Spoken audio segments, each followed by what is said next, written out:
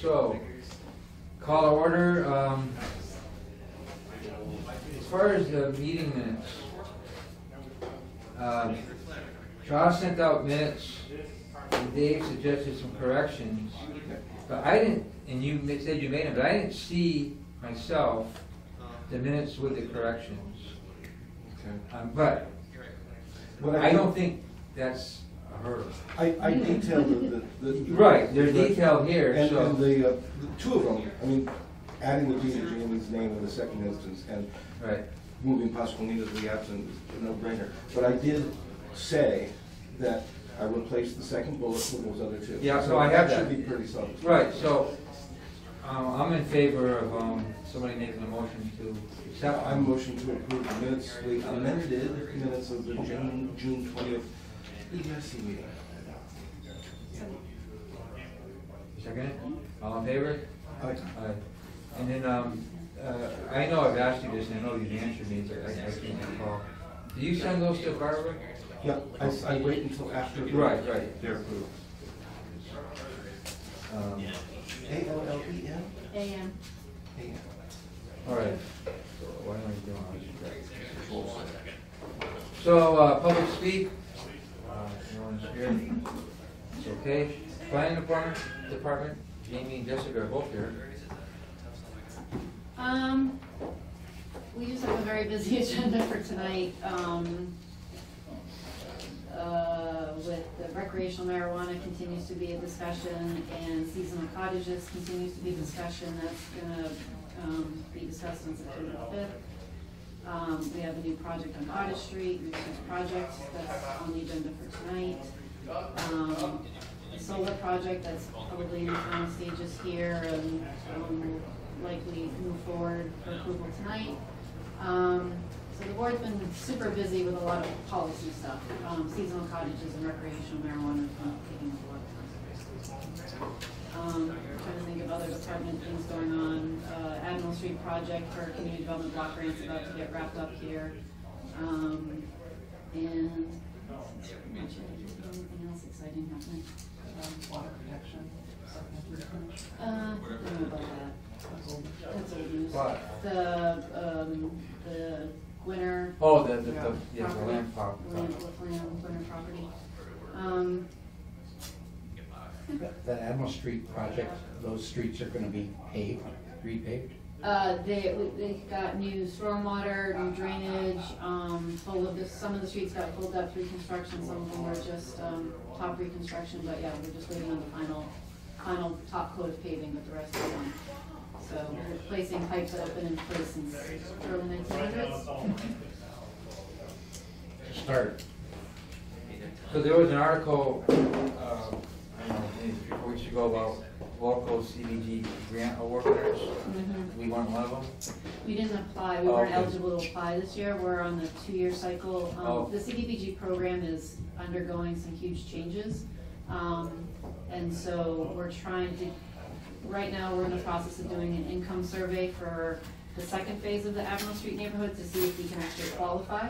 At least 50% of the residents have to be low to moderate income eligible in order for us to use money there. So right now, Easthampton's changing, demographics are changing, houses are selling fast, and so if the survey comes back and it doesn't look like we meet that criteria, we need to sit down and have a conversation with the mayor about what to do next, because our plan has always been to apply for funds. It's a 3-phase infrastructure project, and we only were awarded the first phase. Oh, so specifically, that specific project has some vulnerability. Absolutely. And then obviously going forward, because our demographics are changing, that won't necessarily be as useful or it will be useful, but accessible tool for us. We are changing, and it's going to be hard for us to get those funds in the future. I mean, it's a program that served the city really well for a long time, and it's done a lot of amazing work. But with budgets being cut and funding not being as available as it used to be, and it becoming more and more competitive, it's just more difficult for us to get that money. Yep. Did you address the Crown Meadow Estates? Oh, that's just a modification to the plans for some drainage and water lines. So, And the Plain Street, Forefront Power? that's the solar project. That's a solar Yep. project, okay. Yep. Great. All right. Anybody want to speak on behalf of the ECA? I can. Oh, you can? Yeah, I can. Personally, it's just been very busy with taking a new approach on how we're going to fund our programming. The Adams Fund, which has funded MCC, or funded ECA for a very long time, is no longer an available grants program. And so the ECA Coordinating Committee has been, in the past week, been working really hard to figure out how we can still continue to fund programs, how to streamline some stuff, and, you know, at this point, she's able to cut a lot of money and not cut a lot of programs. So I think she's doing a really good job in terms of rejiggering how ECA is doing their business, and she's spending a lot of time creating partnerships, which I think is great, because we're gonna be starting into a fundraising mode here shortly, so. Is that for HCO? No, that's a No, separate. that's not ours, that's just to keep ECA's programming. Yeah. Oh, City oh, Space oh. is a separate. So the art Said walk, cultural $28,000, chaos.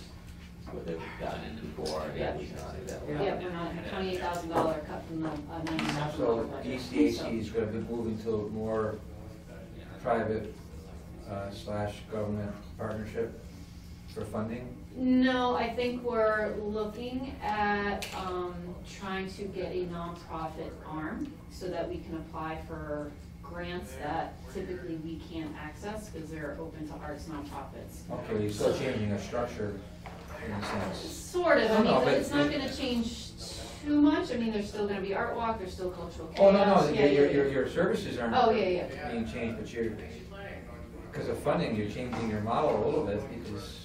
We have to. Right. Yep, yep. But I think it's all great stuff, and I'm excited for ECA going right now, I really am. Years ago, Stuart used to throw out to this board, and I never knew where he was facetious.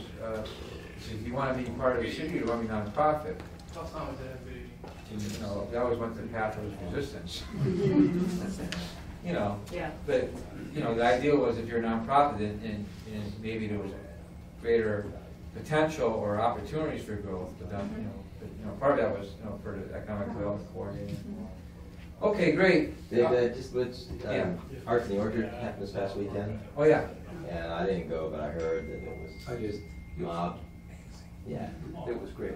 They, Kate and I went through, there are 30 pieces, and that's out of 88 applications. And really, there were 2 there that we said, that's okay, didn't do it for me. All the others were amazing. And the crowd was amazing. We met early in the morning on Sunday so that we could avoid crowds, and there were still quite a few people there. And I heard from Jean Pierre that he was just blown away by the Yeah, volume. both Russell and Alain were very pleased. Yeah. So my question is, do the folks that attend Art in the Orchard, do they make it their way down to downtown to spend money, or are they heading out and not finding their way to downtown Easthampton to get dinner and stuff? That's- It's really hard to judge. We Okay. had a killer Friday and Saturday. Well, that's But right. it's been all over the map. The food trucks have killed us. So it's, you know, what I mean, it's hard to say, we're just. Food we're- trucks at the breweries, you mean? Yeah.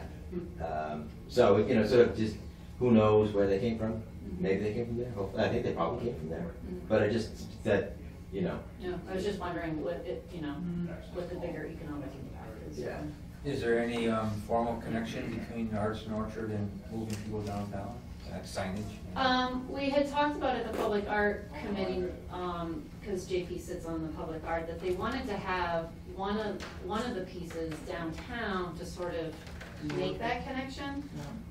But I think from insurance purposes, it got a little too complicated, and they didn't want an artist to think that they got like Second. second fiddle, you know what I mean? Shuffled off to downtown. Yeah, so that was the other challenge to it, but I think it's a good plan, and maybe needs a little bit more thought for the next time, but it would make sense to have, to bring that connection so that people downtown see it and go, oh, that's happening there, and people up there could, so. Maybe they could have, I know how a person could say, on one hand, I don't want to be out in left field, but on the other hand, possibly, it's salesmanship, they're special, but maybe, you know, it's how you look at it, but, maybe if you had a mini version of a couple of art pieces. It's a good idea. On the way down. Yeah, or even in the common or something, Yeah, you know. yeah. I know that a lot of people like the red frame, Mm-hmm. Yeah. you know, it's a little bit iconic, you know, obviously it's more permanent than the other ones too, but that's cool. And on the ECA fundraising, there's gonna be a fundraiser at Galaxy Brunch on September 10th, Okay. Sunday. So we're gonna try to get through a series of a few of those things. Yeah. That one's specifically for public art. Public art. maintenance. Mhm.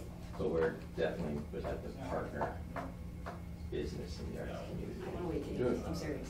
What's that? I wanna wait tables, I'm Okay. serious. I'm just waiting tables. It's gotta be buffet. Well, Careful what you wish for. It's a job opening. She's leaving. You know, This having is- cash in hand is pretty nice at the end of the night. Yeah, I know, my daughter's Better very early wage. Yeah. Okay, great. Great, thanks, Casey. Tom has a video we're under item number 6, and I don't know if you can put it somewhere. Tom has a short little video that he wants to show us regarding housing. Yeah, just something I happened to catch when I was on vacation in Vermont, hit the news one night, and it tied in with sort of what we've been promoting a little bit about housing and how it's tied to economic development. This piece hit the news has to do with Solutions to the housing crunch is high-density development, putting up a lot of units near a city center. We see that happening in Burlington with the mall redevelopment project, and also in South Burlington on the land behind Trader Joe's. There, the city manager says he expects work to begin next month on a new senior housing facility, and that's just the beginning. He says when all the buildings are up, he's hoping there will be 800 or more units of housing in city center. Some statistics have shown that the area needs thousands of additional units of housing over the next 10 years.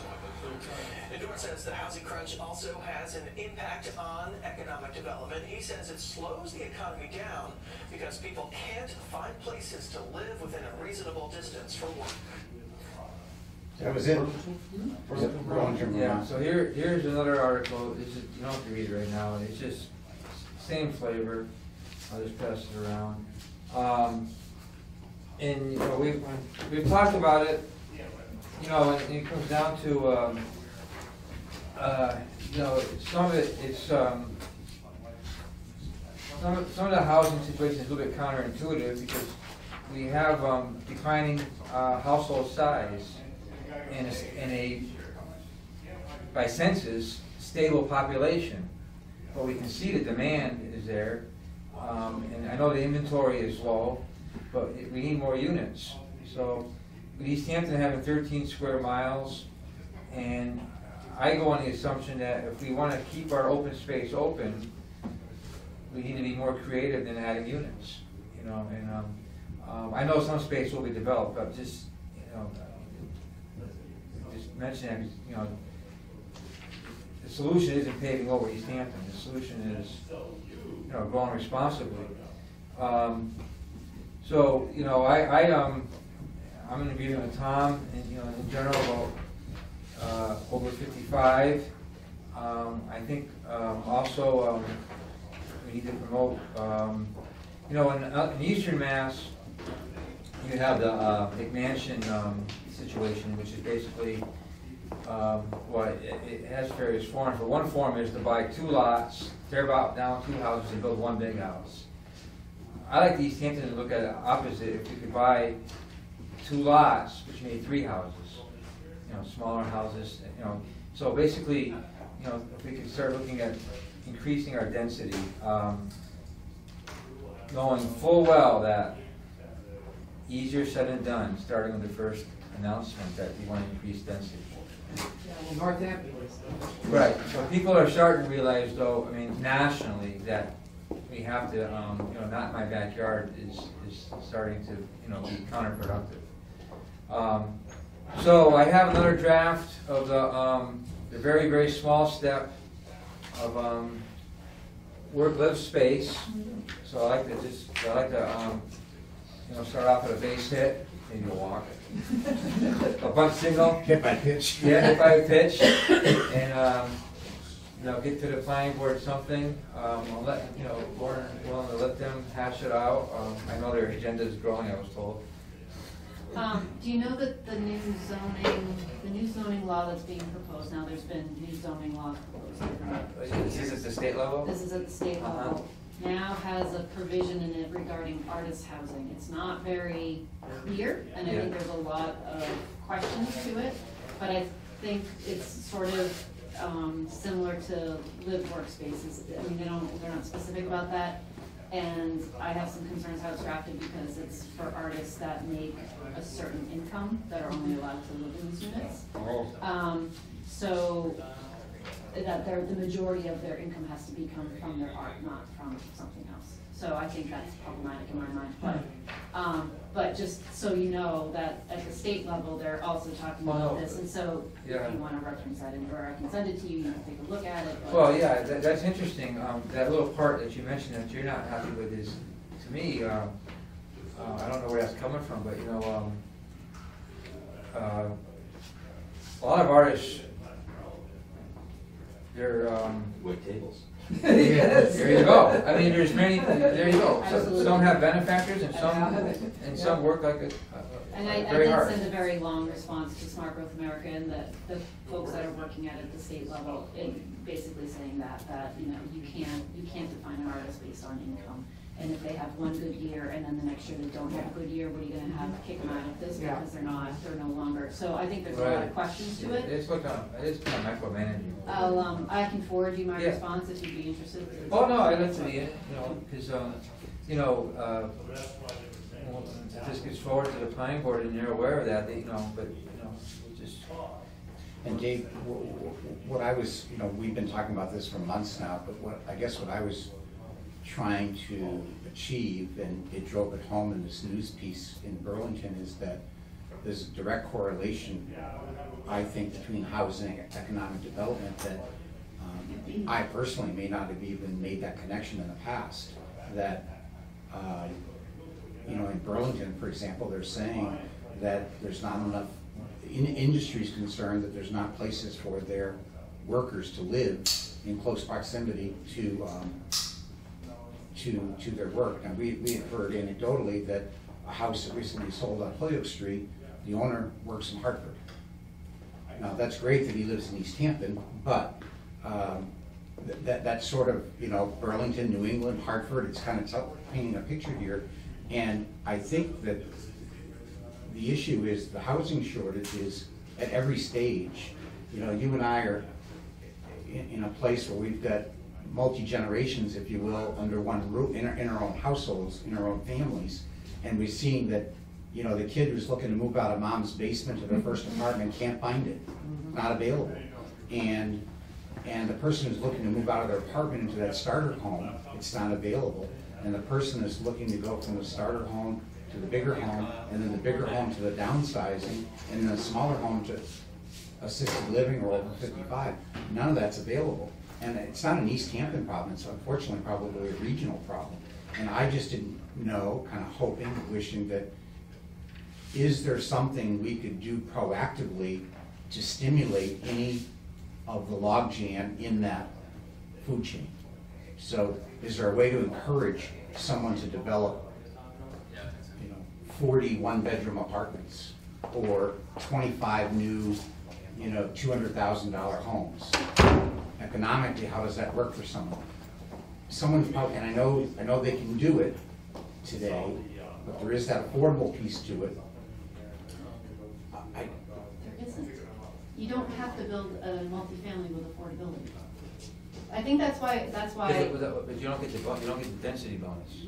Oh, but I mean, look what happened on my street. That Old Man Never Died. Yeah. And they jammed in a bunch of houses that are totally appropriate for the street, and they, I think it's totally 8. Yeah, there are 2 families, right? 4 Yeah, families. there's a single. Yeah. There's a single, and then there's a bunch of 2 families. Right. I mean, granted, those are higher end, but they didn't have to be. Yeah. So there's just not lots available. Yeah, Do that's those the kind of problem, things. there's not a lot of land. Well, right, and like, one thing Tom's been trying to say, you know, that just in general, if we could spur more housing, there is an economic development. Because, you know, I was talking to Owens there the other day, you know, he moved from one part of town to the other part of town, and I said, you probably spent more money after the closing than you realized. He said, oh yeah, because you know you're gonna buy new appliances, you know you're gonna buy some new furniture, but then there's all the little incidentals, but they're all bought at Manchester's and this and that, you know, and it goes on and on. One of my things about, I haven't spoke about it much, but one of my reasons for pushing elderly housing is, and you know, and this is partly inappropriate talk, or maybe just, maybe we'll go nowhere, but is One Ferry Street. You know, One Ferry Street, at some point in time, is gonna be looked at from something. I see maybe elderly housing, assisted living, some kind of component. You know, we don't have assisted living in Easthampton. And, you know, and I haven't even looked if that's because of zoning or not. I think it's just because of the market. You know, affordable assisted living, what Yes. is assisted living? It's Lathrop, it's just not Well, affordable. Lathrop isn't really. No, I assisted. mean, It's not officially assisted living. It's not officially? No, it's not. Because you can be Yeah, there. The inn is. But it's not really true assisted living. It's not designated as such. No. Well, I'm thinking more of the Yeah. Loomis model, where you can start off Right, somewhat independent, Never leave the campus. yeah. assisted, then. Well, yeah, Lathrop, you can do that at Lathrop, but it's not officially If you can assisted afford it. living. Yeah, you So- have to hire your own Right. help. So, Yeah. so look what happened at Linda Manor in Northampton, you know, beautiful addition, beautiful spot. Yeah. And I had said something even more sacrilegious than One Ferry Street. I was looking at the industrial zone land on South Main Street. And people I talked to in general just said, that's virtually the last property in East Hampton, you know, zoned industrial. We need to save that. Well, we've been saving that since I was a teenager, and it's still empty, and it'll be empty 100 years from now because no industry's moving in. Yeah. So if Lathrop, if it's, okay, I've only been here 55 years and it's still vacant. Well, I So- mean, I don't know how much of that is demand or supply versus how much is But there's who gotta be a- currently, you know, who owns the land. Right, but is there, we can't, I guess we can't approach the problem without some sort of ammunition. So if someone went to the owner of the land and said, hey, look, would you do this if we were willing to take a stab at changing the zoning so that you could do it? So if the Linda Manor facility went up beautifully landscaped, beautifully set back against the mountain on South Main Street, would that be so bad for East Hampton? If that was a place for our people who had to leave their homes for whatever, the Loomis model, where you never leave the campus, you go from independent to assisted to nursing care under the same complex, would that be so bad for us if that were there instead of an industry that we're still waiting for? And I agree with you, we don't know that the owner's even interested in doing that, but he can't today, it's not an option because of the zoning. I know they don't have to have an affordable component to it, but to Dave's point, they do for the density. Instead of affordable, why wouldn't we give up the density bonus for cheaper houses? Might you build a $200,000 house instead of a $250,000 house with the density without the affordable piece to it? I don't know How how, do you deed restrict that, so to make sure that it doesn't, without having an affordable deed restriction? I don't know, I don't have the answers, Well, I'm just I- throwing out the problems. But at what level is a house considered affordable, a home? Well, it's based on a lot of different factors, it's basing on the changing market conditions, so, and it runs with the property. But those things are those programs, I don't have any issues with them. In general, I think they're good. I don't think. Which programs? Well, just the official affordable programs. I There's just a don't, lot of hoops to jump through. no, I know, but I don't Yeah. think it's good that they be warehoused in Holyoke and Springfield. I don't think it's good to be concentrated. But on the other hand, we've made a good faith effort. Mhm. And the biggest problem I have is not necessarily the hoops, is there's a lag in the regulations and the market. Yeah, I agree with you. I think that, in what I was speaking to earlier before the meeting is that, you know, with the project that's up on Cottage Street, the fact that he can do a project and have only 4 units, and the numbers work for him, it's really hard to come by. Yeah. You know, normally, affordable projects are, you know, 40 units, because that's how you make the numbers work, is when you have those bigger projects. And I agree that the zoning doesn't make sense in a lot of ways, where we're encouraging affordability, but nobody's gonna build 2 to 3 unit projects. It just doesn't work, you know, because it's too complicated, the numbers don't work in terms of the There's no developer scale, side. yeah. There's no scale, and the hoops that you have to jump through at the state level in order to get them on the subsidized inventory are deterrent. You know, nobody wants to go through that process. So I agree that the zoning has a lot of good faith effort to build affordable units with unrealistic zoning incentives that don't make sense. However, that being said, there's still a need for affordable units. And so if we're gonna get rid of that in the zoning and rethink about it in a That's different something way, there's gotta be something that's still. I don't wanna get rid of, there. I mean, if not being used means get rid of, I don't know what to do about that. Anything that I would like to propose is in addition, you know, like, even like with the land that Tom's talking about, I'm assuming he's talking about, I guess it's the east side as you go towards Southampton, the left side as you go towards Southampton, that's industrial. Mhm. The other side, I think, I forget. It's R15, we Right. just went through the whole, when we Right. cleaned up the zoning map. So, you know, for me, a small step would be to leave both of those properties zoned the way they are, but add another zoning on top of it maybe. Like an overlay zone. Right, you know, just so that, it's just choices, Mhm. flexibility, you know. And that's all I'm asking along, is there something we can do as a Incentive. EDIC, Yeah. as Yeah. a city, to incent someone to do something, as opposed to just wait for them to try to do it under the current. So I also just Zone. want to point out that there is a housing committee for this city that's very active, that advocates for affordable housing and fair housing. Uh-huh. That as you move forward in this conversation, you make sure that you include them as part of the dialogue, because they have a lot of knowledge and work in the industry to know how to get units, and could be a really positive force and a creative engine for coming up with the solution. So, you know, it's not just the EDIC's responsibility, the city's responsibility, but there are other advocates who participate in city government that I think should also be part of this conversation. And when I say the So- city, Jessica, I'm just talking about, you know, I mean, all-inclusive in that. Oh, yeah. You know, is there a way for the city of Easthampton to stimulate housing development within the city? Just a rhetorical question I'm I throwing out think there. an easy thing is to just go up. Increase Yeah. the heights downtown. I mean, that's easy, you know? That is easy. As long as it meets building code and fire code, and see, that's when it gets into stuff that I'm not necessarily Yeah. understand the numbers associated with that, but when you start having to, those are costs. But it may and not be then- as easy if the existing building wasn't developed or constructed in a way to support that. Right. It gets very expensive It if can you be. can't, you know, if it was built in a way to support a second or third floor, Mhm. great, but I'm betting most of them weren't.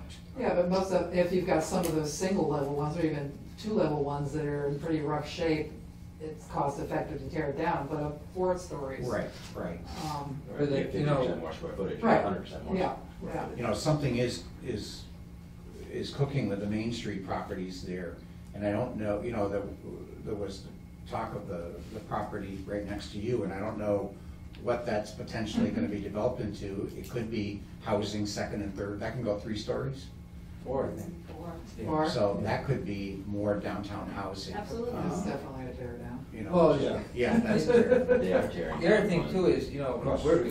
Across the street. Across- I think that's the precursor to the next one. Yes, Correct, it it's is. a domino effect. Exactly, he Yeah. needs, he couldn't sell or move that because it's the parking for the apartments. Yeah. Yeah. I think he's creating the parking for the apartments, it's gonna allow the Yeah. other one to move. Yep. But people, I mean, if you could put, I don't know how many units on the second, third, fourth floor, Mhm. those are people who can walk Yeah. to your Absolutely. restaurant, you know? But, Absolutely. you know, as far as going up, I think that's great. I think the issue is, we're not there yet. What I mean by that is, compares to Amherst. You know, Amherst has 2 big projects that went up. The zoning took a while, you know, they don't have to have parking. The controversial ones you're talking about? Right, but, yeah, but putting that aside, their financing is at a different level than local financing. Right. But that's what makes it affordable. I mean, they have, you know, investors, and so there was a critical mass to go up. I think they're a little bit out of scale, but that's. I think a lot of people do, and that's part of the controversy. Right, Mhm. but Amherst couldn't have done that probably 8, 10 years ago. at some point in time, you know, the market lifts everybody. Mhm. I'm really glad you mentioned the housing committee.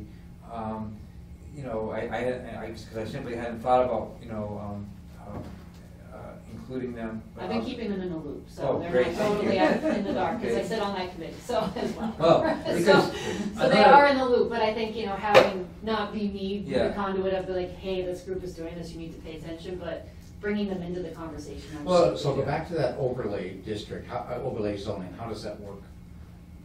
I just think it's, well, you correct me, I'm just looking at it simply, is that you have more items in the basket. So the owner of the property has an option to go either way? Yeah. with that That's, I zoning? mean, well, so there's some overlay that has, that's a little bit more stringent, so like the aquifer overlay protection zone, that's like an additional layer of regulations to protect the aquifer. Right. That's applied there. The chapter 40R zoning, that's optional. The wireless is optional, there's a wireless overlay zone, which shows where you could build a wireless facility in Easthampton. You're not mandating it, but it allows it to happen in these locations. But in this instance, how would it work? If you've got. It would be similar to the wireless, if you wanted to do, if you're thinking about like a senior Housing. overlay, You then could do you it. would have to figure it out, but it can't be spot zoning. I mean, it can't be just like, these 3 parcels we want for an Well- overlay, so it's gotta be a little bit more. Right, but yeah, and that's, I think, that's how, I think overlay done right, solves that problem, that issue. And, but the idea is, the overlay wouldn't be that you could build anything. Right. It'd be something, you know. Right, we say over 55 Right, or assisted you know, living. or- flamingos zoning, and that's, you know, Yeah. whatever, no, but whatever what you're targeting is Right. part of the overlay, you know. The other reason why I'm glad you mentioned the housing committee, and one reason why I wanna push this little proposal is because, I don't mean this in any kind of, doom and gloom, but, we're gonna have a change of administration at both levels, so the wheels turn slower at first, you know, because there's gonna be some city council turnover, so there'll be some new committees. The planning board won't be changing, but, and then, Not that I'm aware of. after tonight they might be. Yeah. Yeah. New people expire at the end of December for planning board. Oh, but they're all, So they're all, Same but as. they're all their They can hats make- are in there, all their hats are in, right? I don't know, I got members that are thinking of leaving, Oh, so, well, who knows? that's, Well, but also that's, CPA if no one's interested. that's your constant, that's our constant volunteer, strife. Right. Well, the wife is looking for a committed to join, so. There you go.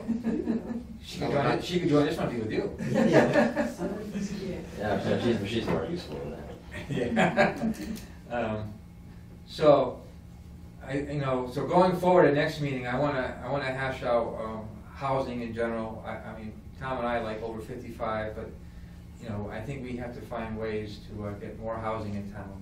I think the schools, if the school gets passed, Mm. Yeah. that those would be a real target. I don't know how easy it is as far as zoning goes to. No, there's some Well, people, they're zoned resident, or they're in the R5. Right, but you know, I downtown mean, it's business. just, it seems like they're the big lots, they're Yeah, the right. location. The bigger hurdle is gonna be on the reuse committees and making sure that they don't hamstring, you know, and I say that because. but there has been some discussion, and it's informal, about taking those parcels, or at least 2 of them, and maybe looking towards senior housing in a broadest sense, or a senior center, as part of the, well, you guys are getting your school, what are you doing for us? You know, What about a library? Oh, yeah. Why not have a senior center and a library Oh. all together in the same, Yeah, same. and maybe. to be honest with you, I wanna take the community pool, and I wanna tear it down, I wanna put a new indoor-outdoor pool with a senior center. If you wanna put the library there, I'm fine. Where's all this happening? Where the pool is, in the park. In the park, I see. You know, If that pool's coming to its, it won't, Like- yeah. Yeah, Pepin School could potentially lend itself to, you know, a senior center / library expansion. You know, it's right there. Yeah, a senior center would be better in the center of town than. Well, there's examples like the town of Ware, now Wayfinders did a senior housing project in an old school, beautiful, with some affordability tied to it as well. So they converted I think it's 2 old schools, and then they connected them by this beautiful Where was that? in town there. Oh, where? Mhm. Really nice project. I took a tour of it a couple years ago under a planning conference. It was, it's quite nice. We can go bug Stewart and have a tour. But, yeah, but the key to Maple, I mean, Maple lends itself to a significant housing development right at the end of the business district. Yeah. Whether, you know, apartments, whatever condos, whatever might work best. You know, I keep using, you know, Dave's piece on Pleasant Street as a really nice example of something that can come out looking really nice. But it's gonna hinge on, you know, who gets on the reuse committee and what they end up presenting to city council and convincing city council what to do here. I mean, we have You can also get the vote to get the money. yeah, the school, the first, Yeah, yeah. but the subsequent part of that, and we've got, the outcome's okay, I guess, on Parsons Street, but there's your example of where the city got very little for a Yes. prime piece of real estate. Same thing happened like Hatfield or what? Yeah, Center School. Yeah, only $1,000, and it's sort of like, it Yeah. doesn't. Well, seem- you know, and we sent the EDIC. I mean, I don't know what we've been collecting in tax revenue since those apartments, those condos have been built, and now we have it, went from no taxes collected for school property to. Yeah. So I agree. It's a net gain. So in addition But it to, could have been a bigger game. It could have been a lot bigger gain, because more units could have gone up without Yeah. the building there, and the sale price would have been 100-fold. But- So, it But could have it's, been, it's a good, but, yeah, but I look at it as this way. When we were, when they were buying this building, Mayor Mike put together a future use committee for Old Town Hall, Memorial Hall, and the school administration building. The future use committee was, we did a lot of work. That's where Alan Canteen came on board and stuff. We had no authority. We made recommendations, but anyway, that report, whatever came out of it, is what went to city council. Because ultimately, it went into city council. What I'm a little bit nervous is, we sent our letter to the mayor talking about a future use committee, and she received it well. She talked to me about it, but I've heard her say twice that the future reuse is the city council preview. So I think, when after the election, I'm going to bring up that letter and say we can still be proactive. Put together a future use committee of 3 select people. No, but I mean the appropriate number, and because I think there's going to be many great ideas, and I'm just nervous that it's going to come later than sooner. That's my fear. But you're absolutely right. I mean, there's there's some great ideas with it. Now I guess I don't know much. I've heard the scuttlebutt that there's some momentum growing for our new library. That's all I know. I'm like, oh boy. I'm focused on the school, and I know the seniors are waiting. But the list doesn't go away. We have roads too. yeah, right. I mean, so that being said, is this draft good enough? All right. Can you just CC the housing partnership Oh. officially on there too? Yeah, that's it, CC. Yeah, because I'll put it on letterhead in this now, housing partner. Who's the chairperson of that? Jana, Trejo? I think my sister knows her, I don't know her. She's awesome. T-E-T-R. That is unfortunate. Okay. She can't spell it either. Well, I'm a French fan, but I know how to parse that. CC housing. Okay, so now back to our agenda. Okay, I need to run. Thank you. All right, thank you. Thanks. I'm gonna skip over number 7, because I know none of us have done anything about it, but it's fine. That's the PVPC permitting requirements report. Number 8, Dave's not here, that's the EV charging stations. However, I will apologize because there was an article I forgot to bring. Maybe Josh is aware of it, but anyway, the sense of the article was that not enough charging stations. I read it, I did print it, I forgot to bring it. I did have an eye-opener, again, on vacation in Vermont, stopping at a general store kind of place in Danville, Vermont. I would challenge you to find it. And it's like a quick stop gas station variety store. The variety store though was almost like a mini Big E's. You could buy meats, you could buy whatever. there was a charging station there. And I would challenge you to find game local. Actually, I have an app. There's a charging I station have an there. app for charging stations. We were Oh, an app for charging App stations? for charging stations with GPS. Yeah. And it'll take you We there. were still talking about, so it's, If you don't, if you go 91 north for about 2.5 hours, and take a left for another 45 minutes, you'll hit Danville, Vermont, and there's a charging station. And I couldn't, yeah. That's great. That's good. There must be someone nearby there too, Pat. I don't know. I was do. impressed that they, I think it was the chain, the gas chain, the Irving. Well, Okay. speaking of that, there's another article that came through to me through the real estate stuff though. The new prototypes for like, I don't know if Arcola Farms is gonna have one, but the new prototypes for, you know, gas stations, I think above 5,000 square feet, all have solar panels and 4 to 6 charging stations, EV charging stations. They see it as a growth. Yeah, I'm betting that Irving has that as part of their model. Yeah. No matter where they are. I wonder if is there anything in the zoning that, for like parking lot areas to have solar panels, you know, erected in parking lots, because that seems to be a big move towards that So too. the charging stations underneath. Yeah, the charging stations underneath. Our current zoning does not require, nor is there any, Prohibition. I guess there is, you can reduce the number of required parking spaces by a small amount if you have, if you're able to show alternative trip generation by like bicycle or, But that might be, busing, but like there might be a way that what, like, increase for, or decrease for solar.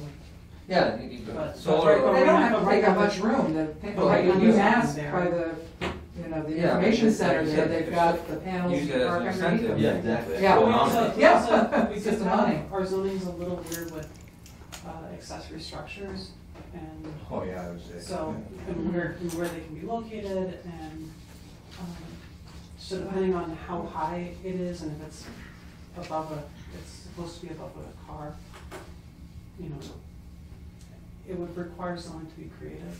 Yeah. That's okay. You know, it's being, on the Vineyard, there's a local grocer that reduced their parking spaces by 0, and they covered it all with panels. Panels. And it's I just, think See the if Weston's Peggy done it in doing it? Springfield, yeah. UMass did it. Yeah. Yeah. So, Okay, Okay. so I'll follow up on that, well, I'll keep it on the agenda and we'll see what Dave has brought up and we'll, you know, maybe we can send a proposal for a little tweak or something, like an incentive for parking.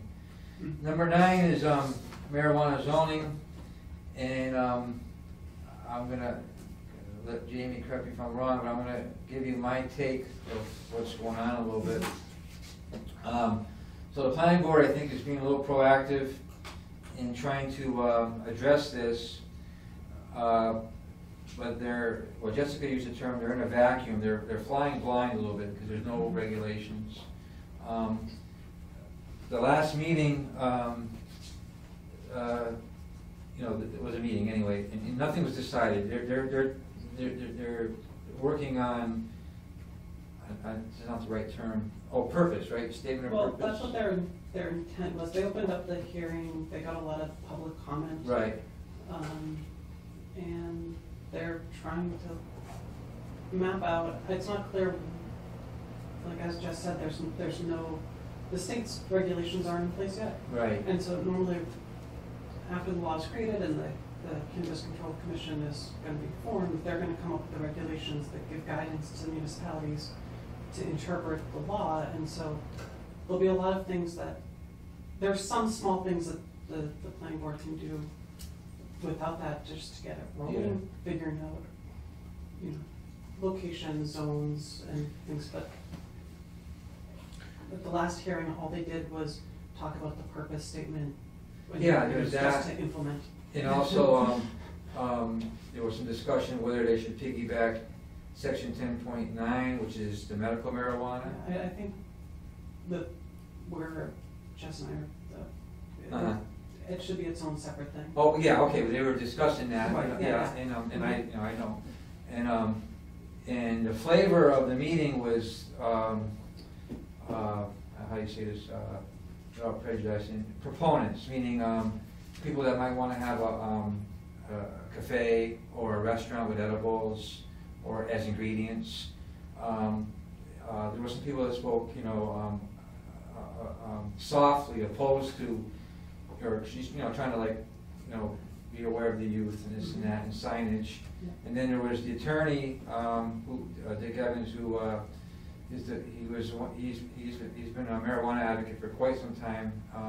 He's a local attorney from Greenfield, Northampton, but he was one of the drafters of the legislation, and he was also speaking, kind of saying that even though the regulations haven't come, and specifically talking about the cannabis board, there's supposed to be a petition, a townwide ballot For consumption. for consumption, and he was saying, well, maybe you don't have to have that. I thought that was a little, he might be right, but it was kind of a stretch.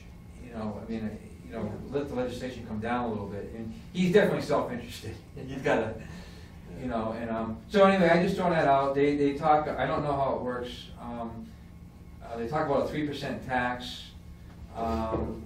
Someone talked about maybe the tax being earmarked. In general. That's outside of the planning board. Right, but the planning board will make a recommendation. The city council will. But even that, monies are kind of. I don't know how much you can earmark. I think sometimes they're well-intentioned, good ideas. We're going to earmark this money for health and education, whatever. But it doesn't always work that way. I don't know what the 3% is of. I heard that there's a 3% tax. It's like the meals tax. Right. So the state takes 6.5, and then the city They're adds another raising that 1%. anyways. No, it is, but the new legislation is like, I forget the exact total, but it's like maybe 20%. Yeah, that's- It's like Yeah. 4. And so it's Yeah. like, basically what happens is there's a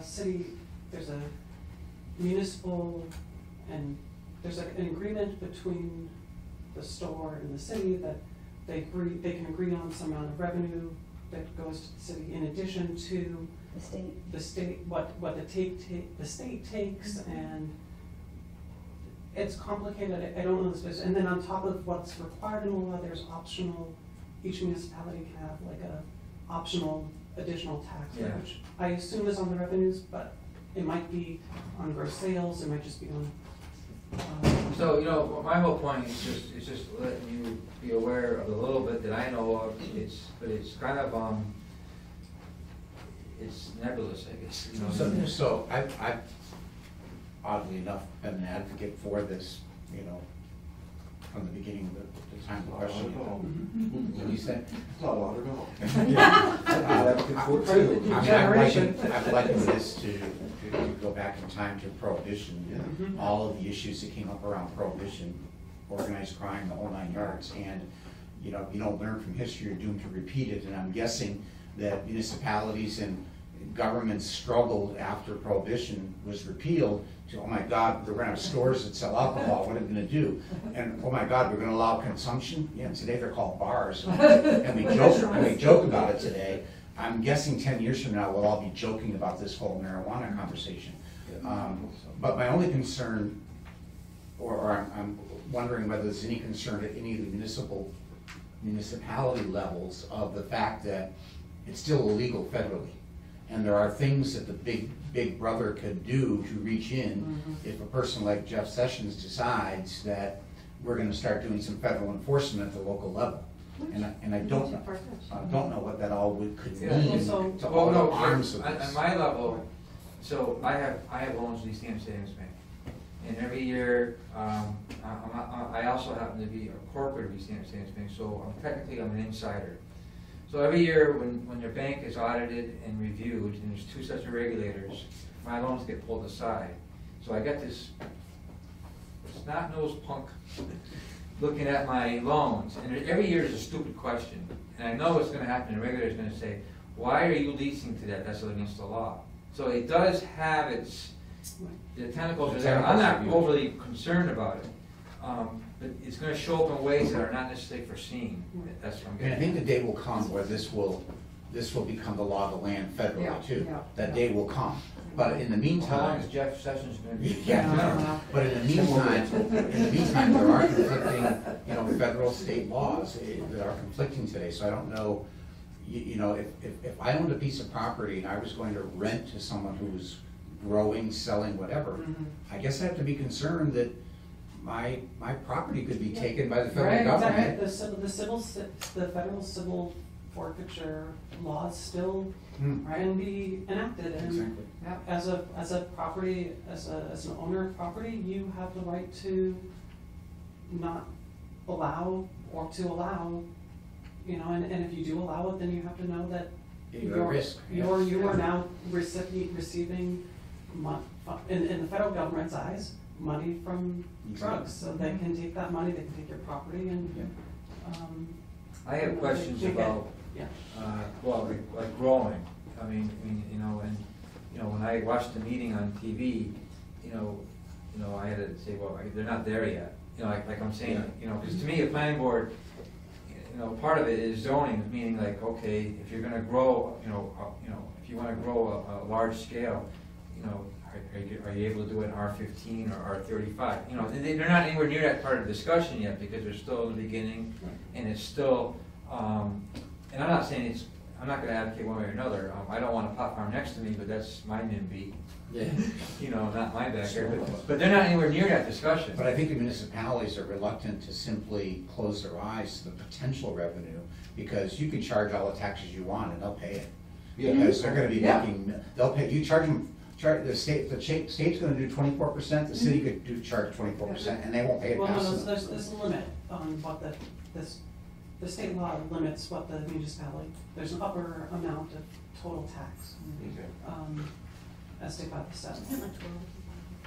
I think it combines to like a total 18 or 24. Okay. I don't They won't pay it remember. I think Tom's point was though, is that Right. it'll be paid. Right, Yeah. it will be paid, Bottom is good but there's, the advocates are saying, you have to be careful with what that rate is, because if it's cheaper to go to the black market, then people are never gonna buy the legal stuff, and it's not gonna raise the money. I think that'll work itself out, because how many people buy moonshine? Right. Yeah, really. And Because how you many don't know what people- you're getting. Yeah, Well, how many people would prefer to buy it in a storefront in East Yes. Hampton as opposed to an alley in Springfield? but Yes. with all due respect, see, so. I think those points are very Yeah. valid. I don't think the black market's gonna go away as much as possible. It's just like cheap goods from China. Right. I mean, but It'll that's. diminish, it won't go away. Right, right, and that's, so I just wanted to bring it up, because I know, Jamie's more on top of the, what's coming down from the state. I have not bothered to look into that. I will say, I got a chuckle out of one thing at the last meeting. Several times they said, well, just Google it. Well, I could have come in here today with equal number of stacks, pro and con, on every little issue. I just, because then you really gotta start really being discreet and sifting it. This is crap, on both sides, and, what's that? Personal agendas, personal agendas. Fake news. Well, fake news. You know when I heard that yesterday? Yeah. Someone's gotta get the courage to say, you're a fake president. He projects. When he's a liar, he calls, Yeah. and he's crooked, he calls her crooked. He's a fake news. But anyway, We digress. no, I'm just saying that, Colorado is funny because the advocates in the meeting were like, well, Colorado's a great success. Well, I think it's gone okay there. It's not a great success. It's gone okay. Depends what your standards are. Yeah. Yeah. I think for a fledgling thing like this, I think Colorado is a success. It's Yeah. it's all gonna self-select and it's. Well, my point is not so much that where Colorado's a success or not. My point is when, you're right, probably. But if you go to Google, I can find an article that says Colorado's a disaster. Well, sure. That looks You legitimate. always can. Yeah, and it's like. But the one thing that no one can say anything about, that no one can dispute, is that the voters of Massachusetts approved this. Right. And they approved it a year ago, almost. And, the fact that it's not, they're still spinning wheels. Well, presumably recreational is gonna go into effect July 1 of next year, right? Well, it's in effect now. Yeah, it should be in effect now. Yeah, it It's is. just it's the sale that's Yeah, it's being the sale brought that's up. on. Yeah. Right, but I think that's going So to. if you magically have it, you're good. But I thought that was, Fine. but I thought that was gonna be okay. You can grow your own. Well, Yeah, so, you're right. so as of July 1, the state has to start giving out the licenses, theoretically, they're gonna come up with their guidance by March, and start accepting applications at the state level in March, and then the first licenses would be July 1st. All right. You know, and so they have, if they come up with their guidance on time, then that gives most municipalities 3 months to come up with legislation that takes their guidance and implements it into zoning, which, you It needs to know, be for promoted us, as you well. know, for the planning board, that's 6 meetings. This is gonna be something that they're gonna talk about from now until then, you know, and it might not be enough time. You know, and Easthampton's a city where it passed by higher proportions than other places. So, Yep. Potentially. Yeah, so I just wanted to mention it because I think it has an impact. I don't think we have much control over it. You know, if anyone has anything that they want me to pass on, I'm gonna speak tonight as a disgruntled city resident about one other aspect of it, and but not as an EDIC person, and I'll make that clear. What makes you disgruntled? I didn't like the demeanor of Destination City and the joking. It's and I'm just gonna take a shot at that. You know, it's very brief, and I think some of it was lighthearted. I realize that, but perception is reality, and we worked hard over the years to not be the poor stepchild. I just, And we're not. Well, But the perception, yeah, he's That's talking, changing. it certainly is changing. Yeah. It is. yeah, and that's not just gonna. Because- Well, no, it's everybody. No, I would say, to be honest with you, the perception Band is people changing. driving around with Confederate flags on the back of Well, their I think the trucks. biggest reason why the perception is changing is actually not necessarily because of us natives, it's the new people. You know, when I have a 28-year-old and a 26-year-old, and when I went down, when they were playing soccer, K1 soccer, I knew everybody. And that was fine. And then I had my 16-year-old twins, and I was at the K1 soccer, I didn't know a soul. And I think they brought a lot to the city. They I have. really, and I think it's, you know, No. and I think that's, Yeah. it's probably a combination of the both, and I'm appreciative of it, you know, we're not stuck in the mud anymore, Good, good.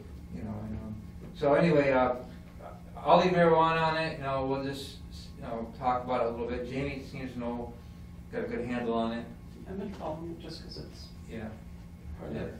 yeah. But, But we should all have it. well, just keep an eye on it, and then, I mean, go I ahead, think- Pete. Sorry. That's okay, no, when we're finished with that, I was just share something. I was just gonna say, number 10. Oh, excellent, I just wanted to give an update on the Easthampton gift card. Which is really, is surpassing my wildest dream. Really? And, yeah, and we have, since we started, and we just had our first anniversary, We just got a check for $97. and that happens quite a bit. And since we started selling gift cards last July, we've sold about $5,000 worth of, there's about $5,000 worth of gift cards floating around. Some of those have been redeemed, as of, I just don't have that Yeah. number with me tonight, but, and we have over 50, approaching 55 participating members. So there's a lot of variety. And just to give you a benchmark, the last time I checked with Northampton, they had 60. So we're doing pretty good. Remind me where does the unused portion of the gift card? It stays on the card until it gets used. Right, but what happens, you know, in any of this business, there's always some part that's never. 10% is what we say for restaurants. Where does that end up? In my pocket. Okay. If that, you know what I mean, if someone buys a gift certificate From you? from me, And it's $100, they had 10 left on it, and they lose it, they throw it away, that Yeah. stays with the merchant. Yeah. Yeah. Which is good. So- And that's That's good. that's not for the Easthampton gift card. Is that what you're asking me? Yeah. Yeah, no, that was because we're selling them. so they stay with you. Yeah, stay with us. So because. Yeah, well, the seller of the gift certificate retains 10%. Right. So eventually I mean, there's gonna be a small pot of money that's never Well, gets and redeemed. it goes back into the program. So you're using it for marketing. Yeah. We're using it for admin costs. So that's Yeah, because it happens inevitably with any gift card, yeah. they don't get 100% use. Right, and that's the intent. But it's years down the road before that Yeah, 'cause I becomes think- available.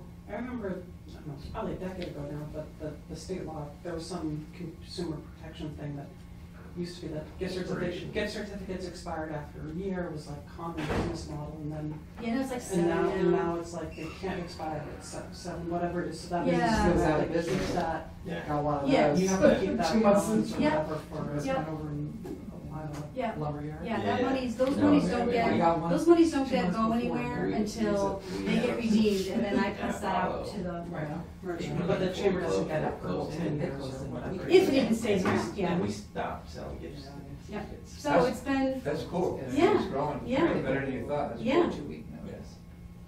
that's all. Anybody else? Anyone else got anything to throw out there?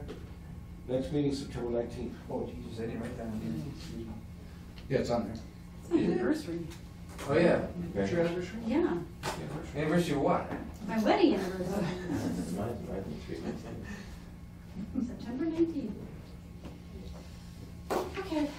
So, with that being said, did you have anything else you were gonna say? I was just gonna say, we had marijuana zoning just to get a discussion ahead of the planning board, but now they're discussing it, so. That was, Yeah. Well, does that change anything for the marijuana and the work that's being done at the Keystone? Are they still? no, because that's still in their medical, And, so that's that's moving separate. forward. That's completely separate. Yep. I think that's where the revenue's gonna come When from. does that come online? We don't know. I don't know. Okay, then I vote to adjourn, and we'll see everybody on 19th, yes. I think so. Sounds good. Thank you. Thank you. Ready. And I'll get this letter out. Yeah. Thanks, Dave. Oh, Jesus.